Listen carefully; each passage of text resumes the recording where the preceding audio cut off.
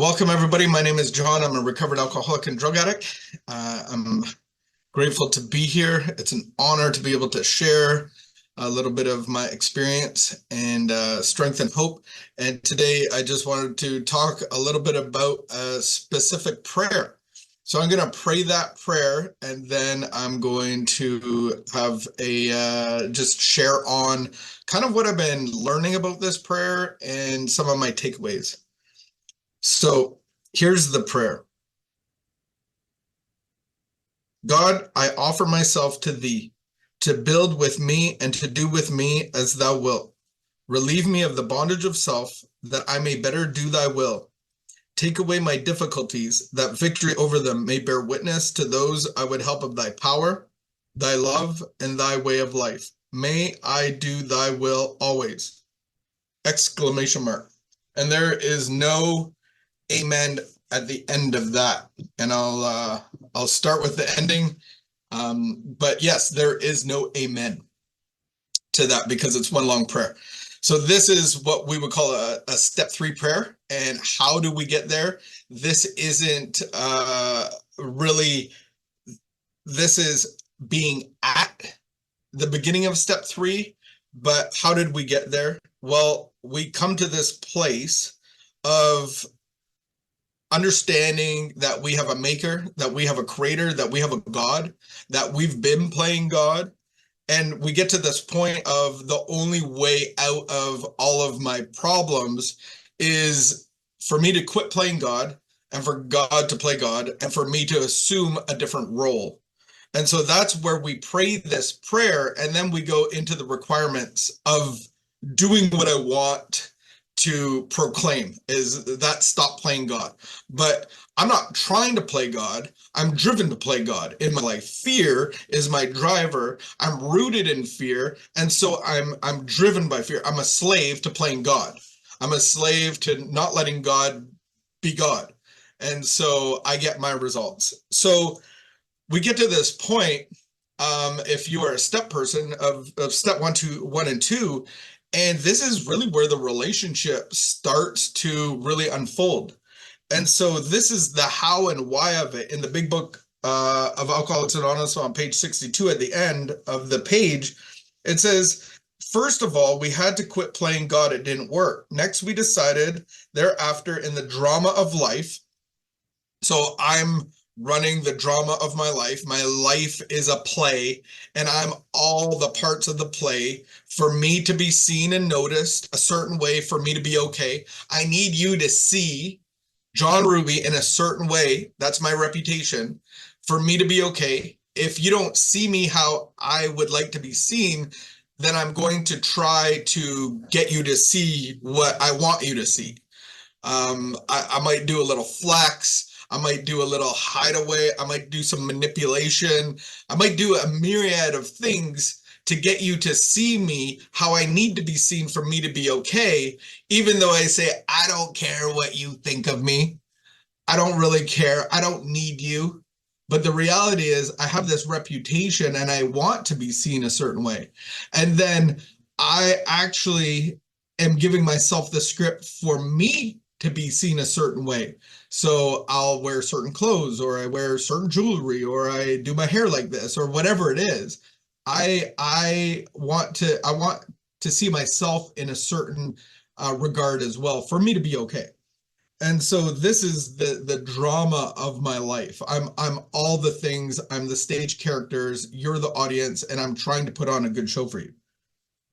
So it says, first of all, we had to quit playing God. It didn't work. So then it says God was going to be our director. He is the principal. We are his agents. He is the father, and we are his children. Most ideas are simple, and this concept was the keystone of the new and triumphal archway through which we pass to freedom. So this relationship with God, the fundamental of it is the abandonment of my life, not a reconstruction, not a rebuild. It's actually leaving it and going into a relationship which is going to produce freedom. So if I have a relationship with God, the result of that would be freedom. there are a lot of people that believe in God and have a relationship with God, but they're not free. So ask yourself that. Do I have the proper relationship with God to produce freedom? And one of the results of freedom is that my heart, my emotions, my soul, my spirit is in a place of neutrality with the world around. Whatever comes my way, there's going to be storms, there's going to be people, there's going to be accidents, there's going to be harms, there's going to be situations, but am I free enough to deal with life? Not on life's terms, but on God's terms. So I can make an assumption that the freedom, the enslavement comes from the fear that's in my life, that is the rebar of the construction of my life, that I am the director. So I'm giving you the script, I'm giving myself the script. I'm the principal and the agent. So I am like the insurance company. So I'm the principal. So I have how we do things. I am representing all of my beliefs and values of what the principle stands for, because I stand for it all. And then I'm the father. I'm really not even the father, but I'm a child, an angry teenager that doesn't even need a dad. But I'm playing the role of what a father is. So I take on all the responsibility. I correct myself. I keep everybody at arm's length because I don't need anybody telling me anything or disciplining me. Or if you have a fear of punishment that you say that you're bad, I deal with that as well. So I don't punish myself. I don't discipline myself. I look at the world around me that's trying to come at me, and they're the ones that I'm guarded against. And so I'm playing all these roles, and this is what enslavement really looks like. And then for me, because of all of this pressure, I need relief. And I go to these places that give me a sense of release, whether that is in a healthy way and I overdo it, I take things to extreme, or it's in a destructive way, like drinking and doing drugs and nicotine and food and whatever it is. I need relief from the pressure of playing God. And then the key to freedom is quit playing God. That's simple. Imagine your therapy. You would go into the therapeutic environment and your therapist would hear you and then just say, quit playing God. Doesn't work. Okay, thanks. How much do I owe you? $140. All right, see you next week. And then I bring again all of the insults that happened to me, all of the weight and the pain. And you just don't understand. I just have to get this off my chest. I just need to unpack this stuff. Like, why does this stuff happen to me? Life's not fair. It's coming at me all the time. And she goes, you need to quit playing God. Doesn't work. And I'm like, why didn't I think of that? So that's where we are with this prayer. We're actually coming into the agreement that playing God doesn't work. So now I got to, okay, you as a therapist, you keep saying that to me. Okay, great. I got it. I agree with it. Let's move forward. And so this is this beginning of a relationship of relinquishing control, relinquishing being the boss, relinquishing being in being driven by fear from the slave driver and going, I want freedom. And so it says, when we sincerely took such a position, so that's my position as the child, as the agent, as a solo actor, as I take a new position, it says remarkable things are going to happen. That's the promise. And this is just at the beginning of the process, step 1 and 2.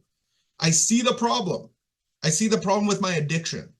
Like when I put this substance in my body, it produces a craving for more, and I can't necessarily stop when I want to stop. I make excuses. I don't want to be doing this, but I do it anyway. I change my mind a lot. Like the reality is I have a physical consumption. Like I can't stop once I start.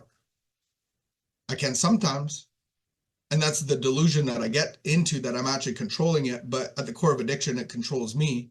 And then once I stop, I keep starting again. And so because I don't want to start for the 15th time, after a month or 2 or 3, I just start up again. It's bizarre. That's what we're looking at in this problem, and relinquishing control. So these are the remarkable things that are starting to happen, is that I've come into the realization that I have something inside of me that only God can put to rest. So this physical manifestation and this mental manifestation of the substances that I'm using is the beginning of the process. And then this is the second part of like putting my hands up and going like, I need the utter destruction of self. I got to quit playing God. I need, and it says we had a new employer, being all powerful. He provided for what we needed. God knows what I need. And I remember getting to this point, having this relationship, having these experiences, and going like, obviously I need a job, I got to pay bills, I have a resume, this is what I do. And out of that, like I couldn't stay sober. And so I decided to curl up my resume and throw it in the garbage. And I just bought into this, that God, my employer, will provide what I needed if I kept close to him and performed his work well. And the promise is I start to lose fear of today, tomorrow, and thereafter. I was reborn. So I'm already in this early process being reborn. That like I'm coming alive. These principles I'm starting to implement in my life. And I remember quitting my job in the beginning of my recovery, like in the first year, and I just did volunteer. I kept close to God, so I'm volunteering. I'm hanging out with a pastor. Every pastor needs a good old crackhead to keep him on his toes. So I was serving this pastor and making his life a little more interesting or difficult. And I was just there. Honestly, I was there for lunch every day. I'm like, man, Pastor Andy, what do we have for lunch today? You know, I'd try to ask that question closer to lunch, but sometimes it's 9 in the morning. I'm like, hey, man, what's for lunch? You got any plans? What are we doing? Maybe some sushi today? Maybe that pizza with the gravy on it? And I'm like, yeah, I'm still full of a lot of stuff inside of here. And so then I go into, somebody's creeping it. And then I go into just sitting in that for about 9 months. And then one of the places that I volunteered, the founder asked me if I wanted a job working with a care home with guys with mental illness. Like I had been volunteering and doing some stuff with that organization. And it was the first time I had a job with a tear in my eye. I was like, I feel like that's the job that my new employer is giving me. And I went from making enough money that the bank would sign a mortgage because I work at a certain place to making $7 an hour. I was like, that's minimum wage, $7 an hour.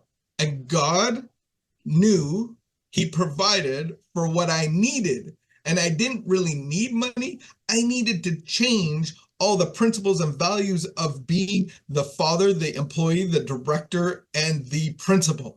And so God is deconstructing all of this structure that I've built up of what money is and what relationships are and what purpose is and what meaning is and all of that stuff. I positioned myself. When we sincerely took a position, all sorts of remarkable stuff began to happen.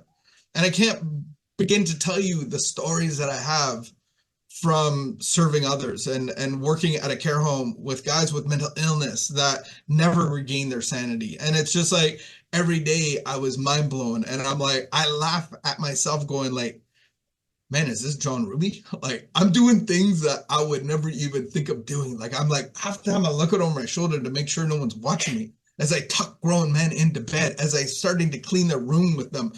Like there's so many things that were so foreign to me. But if you have like 12 dudes to care for, you throw everything out the window, and who cares how tough I think I am? Who cares? Like I'm just taking direction now. So to get to this place to totally surrender to God's will and be rid of self, to die of self, I pray this prayer, and then I have to meet the requirements. And so the requirement is looking and coming and finding the fear through a process of inventory. And if any of you haven't done the inventory that actually gets to the root cause, then maybe it's time to do some more inventory. If you haven't proclaimed, or if you haven't experienced what freedom is, then maybe it's time to actually get to the root cause of the reasons why you can't say that. So there is fear that's in the core of my building, and I need to dispose of that building by the power of God, and then God's going to invest his love into me. And so I have to make this prayer as a proclamation. And so as I go through this prayer, the first roadblock that I have is that it says God. So I know God, to me, what that means. There's three parts to my God. There's lots of gods. I want to proclaim the right one. There's three parts to my God, the God the Father, the Creator, and then he has the Spirit, the Holy Spirit, and then the other part is Jesus that came and was part of the mission. To save us, to be able for me to be the temple of God, so that the Spirit of God could be inside of me, to be able to produce the changes and the necessary reconstruction that I can't do through my behaviors and just through my thinking. I have to have the Spirit of God to actually transform me. And so that's the good news. So that's the God that I'm praying, and that's the God of Alcoholics Anonymous. That's the God that came in at the very beginning when Abby Thatcher was meeting with Bill one-on-one. He proclaimed that you had to be reborn, and that you had to have a Nicodemus experience of being reborn and then repaying back everybody 7 times. And so Bill actually proclaims, "To Christ I concede a great man." And that's the biggest question of my life and of your life. Is Jesus just a good man and a good teacher with some moral things to help me on my way? Or is he the God of my understanding that I worship? And through that worship, I'm going to be transformed. And so I just pose that question to you is when we start this prayer, what God are we praying to? And you can change that as we did in LifeLab. Jesus, I offer myself to thee to build with me. And so I present that to you as my first little roadblock there. I offer myself. That's this inside of me. A lot of it isn't who I am. It's what my experience built, all the principles and values and all of the things that caused me to be set in motion.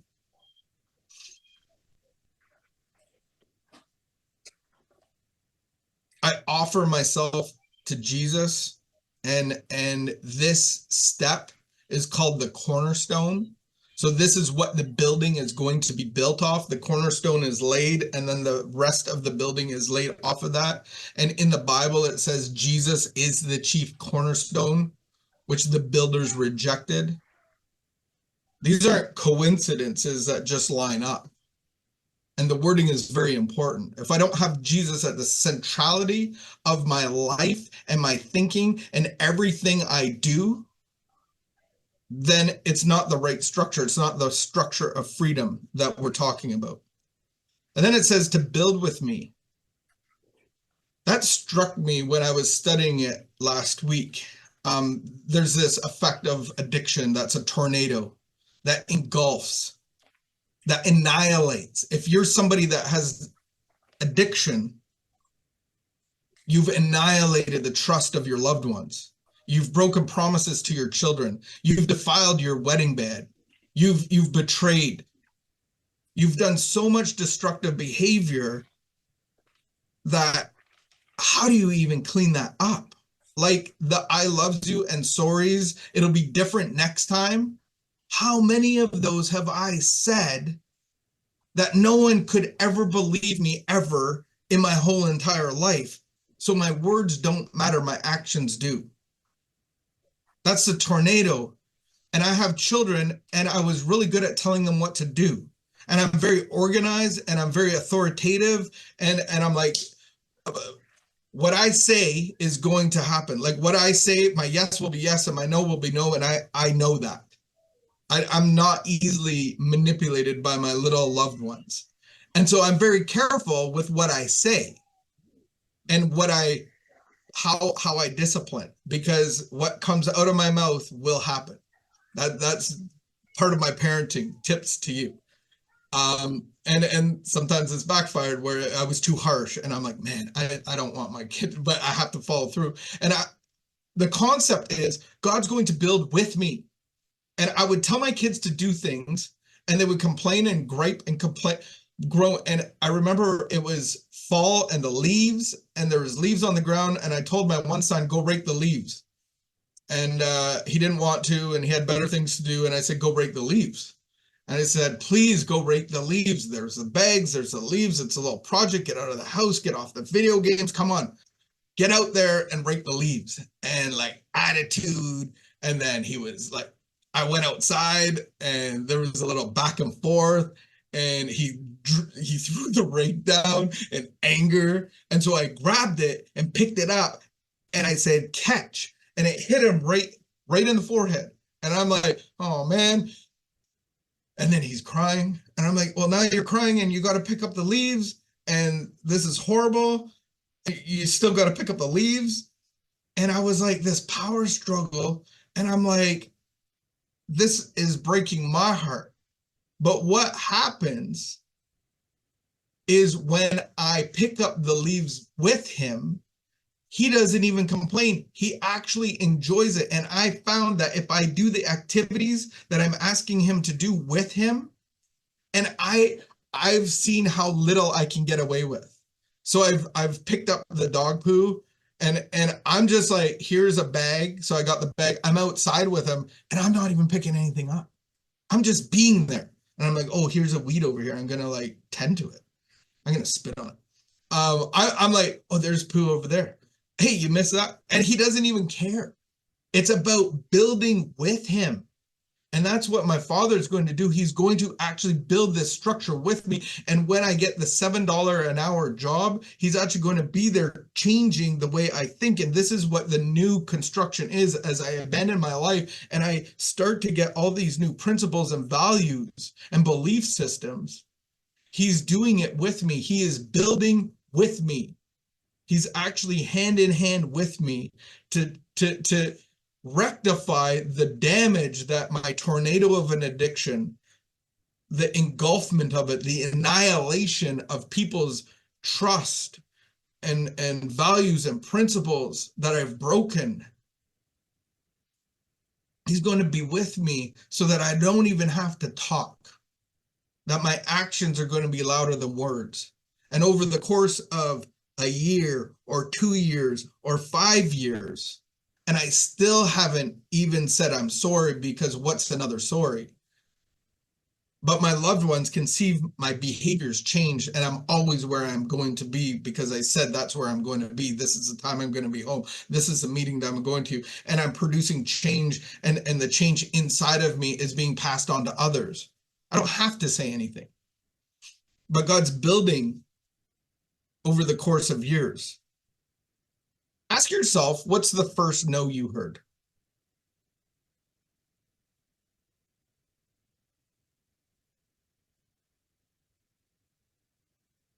What's the first incident that you covered up and lied about?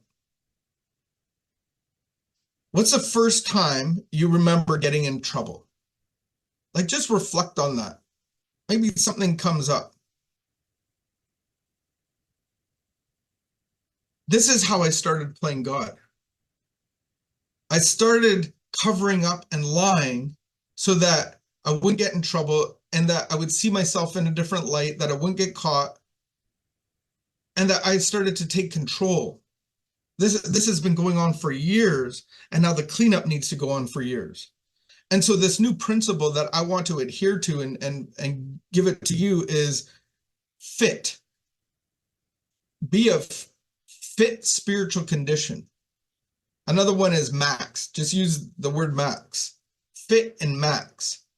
Maximum service to God and to others, and then grow in my effectiveness. And I can truly start to see the new building forming as I walk in relationship with God, as he's building with me by my reactions to the world around me.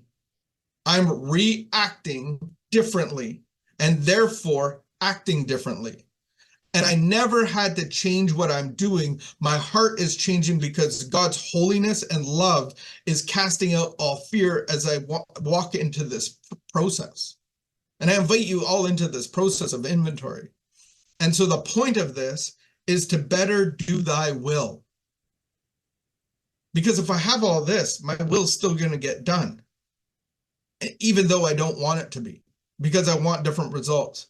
And then it says, take away my difficulties. These difficulties that arise are only from me playing God. And then it says, always. May I do thy will always. Not half-time, not part-time, not sometimes, always.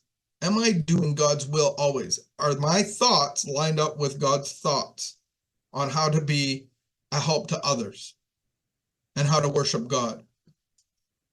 And it meets the requirement of abandonment of self so that a new structure can be formed and built.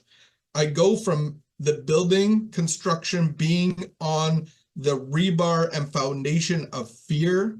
Fear is a corrosive red thread shot through the very fabric of my existence. I'm born into it. I need a whole new construction. That needs to be demolished. And so I achieve that through the abandonment of self, going from this prayer, a relationship with God as a new employer, a new director, a new father, and going into this prayer and then meeting the requirements. And I can abandon myself and walk in actual freedom. Are you free?